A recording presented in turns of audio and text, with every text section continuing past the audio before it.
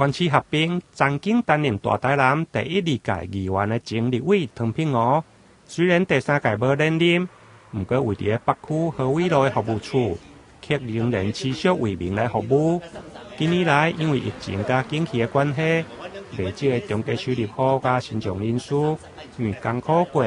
因此向服务处来求助。目前担任立法院顾问的唐品娥，联合一寡善心企业，伫清明过后来发送爱心物资，希望借此会用来抛砖引玉。有一个73岁的长辈来拜托我找头路，伊讲吼，伊生活无法度过所以我若靠公务局局长，我讲咱公园内面敢有迄个扫树迄个这个工课互人这艰苦人这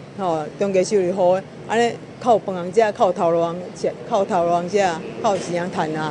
所以因为我家己本身是一级兵民出身嘛，所以我会当体会到吃了这一顿没有下一顿迄种的惶恐迄种的惊吓毋知影讲后一顿伫底搭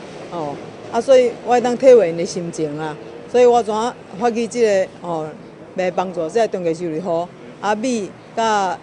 豆油有人赞助为我家己出一罐安尼用这一组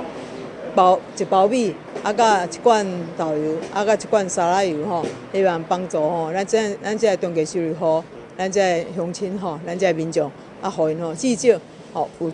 嘴饭通食。这一包一包的爱心物资，